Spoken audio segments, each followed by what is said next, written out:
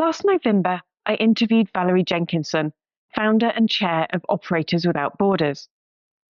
Operators Without Borders is an NGO that sends skilled, qualified process operators into situations where they can help water utilities to achieve or restore smooth routine operations. Then, we heard from Mike Hewitt. As a volunteer with Operators Without Borders, Mike echoed Valerie's message that taking on this role changes your life.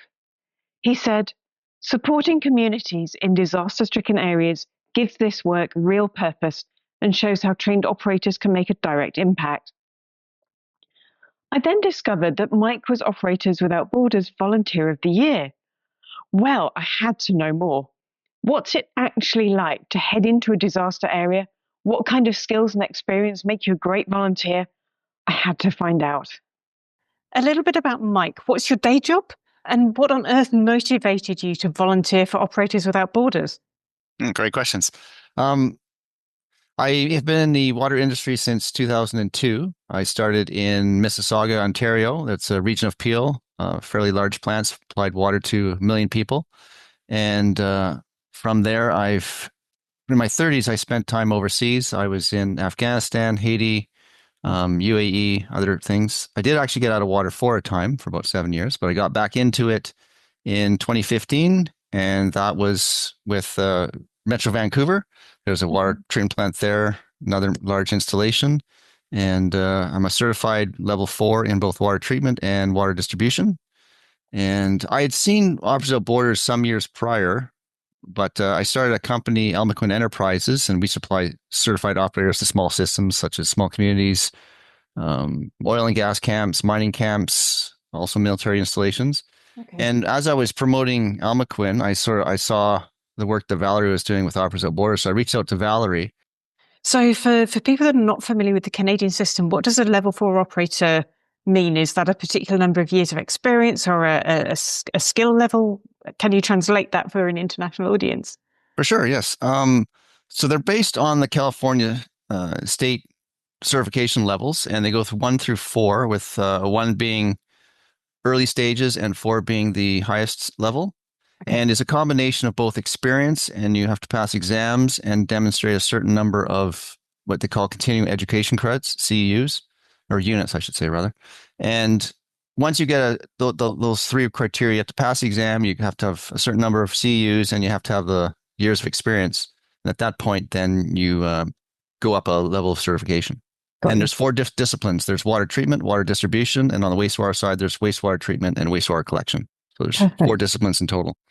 Okay, that's quite a hard-hitting skill set, and you've worked in some really challenging environments, obviously. Oh, yes. Okay, so what did your onboarding as an Operators Without Borders volunteer entail? So there was a questionnaire she's got on her website there. You click a link and it takes you you fill in your experience, your education, what certification level you have. There's different policies for safeguarding, which is basically just measures to protect both the volunteers and the people that we interact with in the field. So filling out all that documentation and contact information, of course, next of kin, whatnot. And that way she has it all at her fingertips. So your personal experience then, what kind of locations have you been to? And has it been man-made emergencies, sort of post-war zones or natural disasters, or some of each? I've been to 2 places so far with Operators Without Borders. I've been to Kenya. That was in a community called Nakuru, which is it's west of the capital, Nairobi. And there it was capacity strengthening. So it was providing a water distribution level 1 course to the operators at the utility. And we actually did a prep exam course, and they wrote the exam. Oh, wow. So that was the first involvement I had overseas with Operators Without Borders. And earlier this year, I went to British Virgin Islands, where we did some water distribution infrastructure assessments. And we were just finishing up a report. And there's actually a follow-up team that went, and they began helping out with actually putting in the pipelines and correcting some repairs there. And there's probably going to be some follow-on work in terms of training.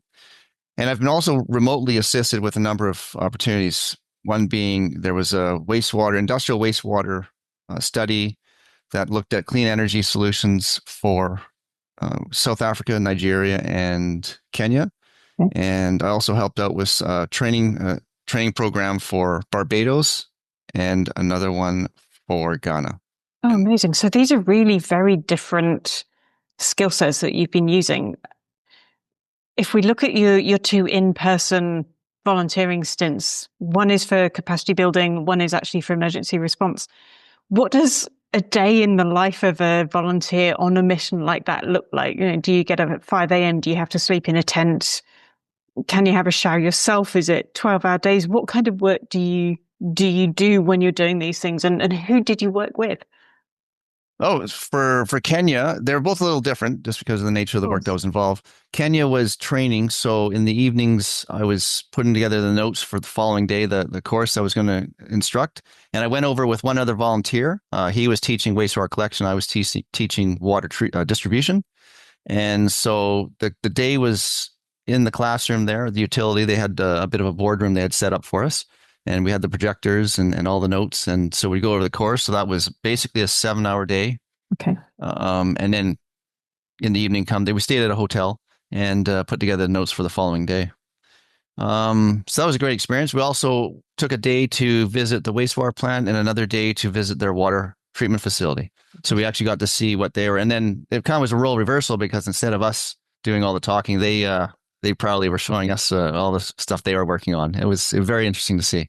Brilliant. And then for the work that was done in British Virgin Islands, that was a bit different. We were looking at their infrastructure. They've got they need some repair done to the system, and they've got a lot of non-revenue water. So it was a lot of I would say about 2 hours, a couple hours every day was meeting the folks in the office, discussing where we're going to go, what we're going to look at, and then we'd be about half day. Some days were a full day out in the field looking at the actual locations. Yeah. And so that would mainly being the pump stations and also the reservoirs.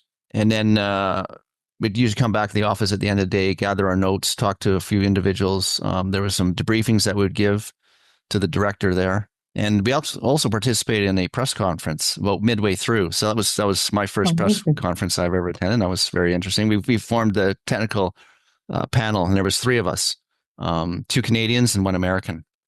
So, that really is in at the deep end. Fantastic. Oh, it was, yes, it was great.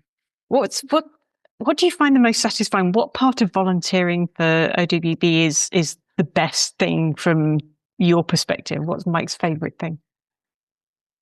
Generates a lot of great experiences. You're out, you're sharing the knowledge that that I've learned over the last 20 years.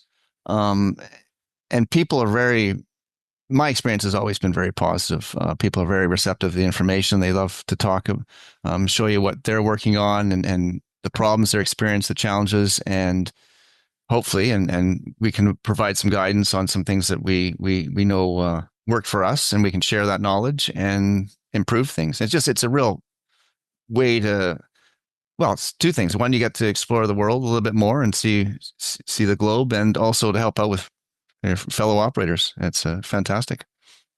Mike, thank you. What amazing experiences and what a skill set. Mike's company, Almaquin, deserves another mention here. Who better to help you achieve optimal water and wastewater management in even the most difficult locations? Mike's work with Operators Without Borders highlights the immediate critical need for technical expertise in regions facing infrastructure gaps or recovering from disaster. It's a reminder that water systems rely on the dedication of professionals who understand the ground level mechanics of distribution and treatment.